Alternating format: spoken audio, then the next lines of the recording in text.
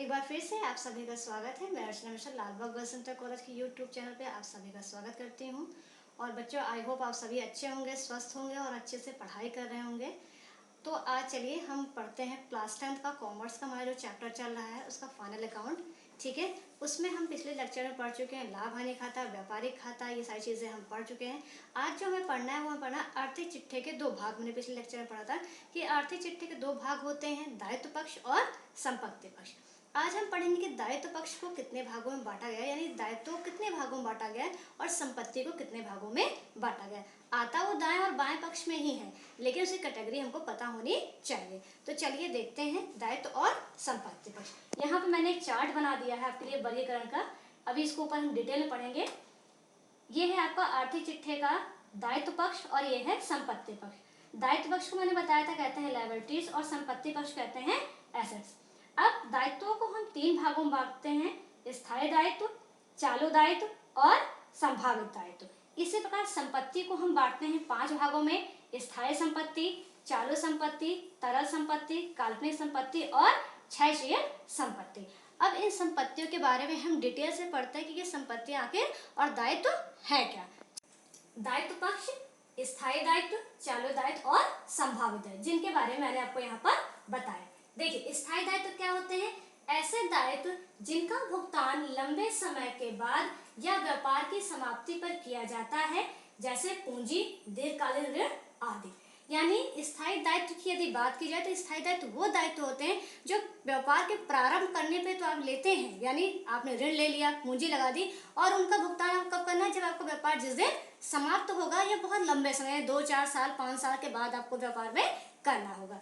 ठीक है, अगला आता है आपका चालू दायित्व। चालू दायित्व क्या होते हैं? ऐसे दायित्व जिनका भुगतान 1 वर्ष के अंदर करना होता है, जैसे लेनदार, देय बिल आदि।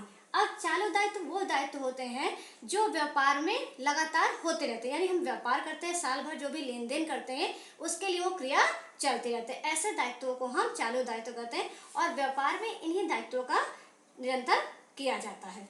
आगे देखते हैं संभावित दायित्व। संभावित दायित्व क्या होते हैं?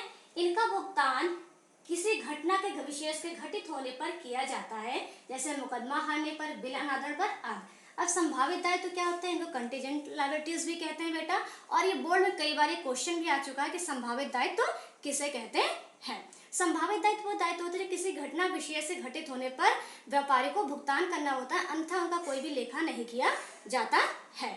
और जैसे मान लीजिए आपका कोई मुकदमा चल रहा है और आप उस मुकदमे को हार गए हैं या आपका कोई बिल अनादित हो गया, उसके दायित्व में आपको भुगतान करना होता है। एक कंडीशन और होती है कंटीजेंसी लायबिलिटीज की, कि जब कभी आपके व्यापार में किसी व्यक्ति को चोट लग जाती है, कोई दुर्घटना घट जाती है, तो उसके परिवार को भी जो भुगतान करना होता है वो भी संभावित दायित्व में आता है। अब चलते हैं, हम देखते हैं कि संपत्ति पक्ष में स्थायी संपत्ति क्या होती है। देखिए, संपत्ति पक्ष में आते हैं तो आप देखते हैं स्थायी संपत्ति, चालू संपत्ति, तरल संपत्ति, काल्पनिक संपत्ति और क्षयशील संपत्ति। अब पहला है स्थायी संपत्ति, इसे अचल संपत्ति भी कहते हैं। ऐसे संपत्ति जिनका जीवन काल लंबे समय तक होता है, जैसे भवन, मोटर, फर्नीचर आदि। अब स्थायी संपत्ति, जैसे आपने दायित्व देखा था जो लंबे समय तक के लिए होता है, उसी प्रकार स्थायी संपत्तियां वह संपत्तियां होती हैं जो आपने व्यापार में यदि एक बार खरीद ली तो वो लंबे समय तक आपके व्यापार में रहती हैं। जैसे फर्नीचर हो गया, आपके व्यापार के पंखे हो गए, टाइपराइटर हो गया, मोटर हो गई, भवन हो गया आदि। इस प्रकार की सभी संपत्तियां आपकी स्थायी संपत्तियां होती हैं। अगली है आपकी चालू संपत्तियां, जिनका जीवन काल 1 वर्ष से कम होता है, जैसे रहितिया, लेनदार, रोकड़ आदि। अब जैसे आपने चालू दायित्व देखा था, उसी प्रकार चालू संपत्तियां। चालू संपत्तियों का कार्यकाल क्या होता है? 1 वर्ष से कम, यानी ये आपके व्यापार में निरंतर चलते रहते हैं। जितने भी लेन देन होते हैं 1 साल के अंदर के, वो आपके चालू दायित्व में आते हैं। जैसे रहितिया हो गया, इस प्रकार का रोकड़ हो गया, ये सभी आपके चालू दायित्व में आते हैं। आगे देखते हैं, अगला है आपका तरल संपत्ति। तरल संपत्ति को जब आप देखेंगे तो ये भी उसी में आता है बच्चों, चालू दायित्व में ही आता है, लेकिन इसको थोड़ा सा अलग कर किया गया है। तरल संपत्ति जिन्हें शीघ्र नकदी के रूप में बदला जाता है, जैसे देनदार, प्राइवेट आदि। ठीक है, अब क्या होता है? तरल संपत्तियां वह होती हैं जिनको क्या करते हैं, जैसे आपने अगर अपने माल को, रहितिया को बेच दिया तो आपको रोकड़ के रूप में तुरंत प्राप्त हो गया। आपने कैश को जमा कर दिया, ये कैश आपके पास आ गया, वो तुरंत आपको रोकड़ के रूप में प्राप्त हो गया। ऐसी जो भी संपत्तियां होती हैं वो आपकी, या आपने प्राय बिल, जो बिल लिखे जाते हैं वो प्राय बिल अगर आपके पास आ गया और उसको आपने प्राप्त कर लिया तो वो भी आपके तरल संपत्ति में आते हैं। अगला है आपका काल्पनिक संपत्ति।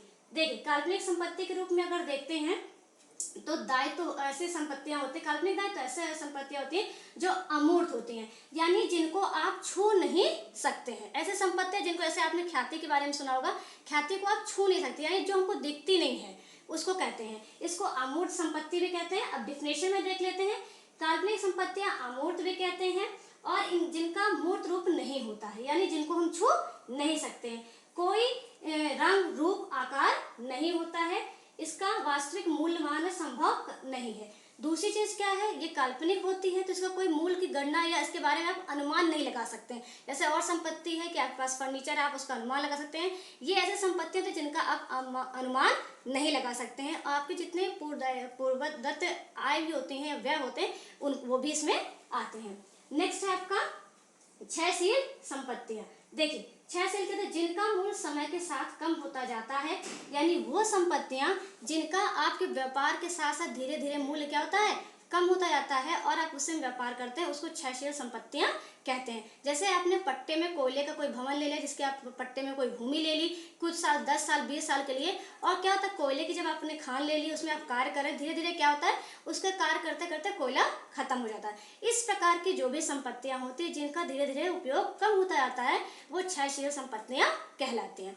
इस प्रकार आप देखेंगे तो दायित्व और संपत्ति का वर्गीकरण दो प्रकार से होता है। जो दायित्व पक्ष की चीजें हैं वो दायित्व पक्ष में ही जाती हैं, इनको अलग अलग नहीं लिखा जाता है, लेकिन इनके बारे में आपको पता होना चाहिए। इसी प्रकार संपत्ति पक्ष की जो चीजें हैं वो संपत्ति पक्ष में जाती है, इनको अलग अलग नहीं लिखा जाता है, लेकिन इनके बारे में आपको पता होना चाहिए। क्योंकि बोर्ड में जो क्वेश्चन आते हैं बच्चों इस प्रकार से आते हैं कि 2 स्थायी संपत्तियों के नाम लिखिए, 2 चालू दायित्वों के नाम लिखिए, इस प्रकार से प्रश्न आते हैं। अब अगले लेक्चर में हम पढ़ेंगे तलपट में और आर्थिक चिट्ठे में अंतर। तब तक के लिए धन्यवाद।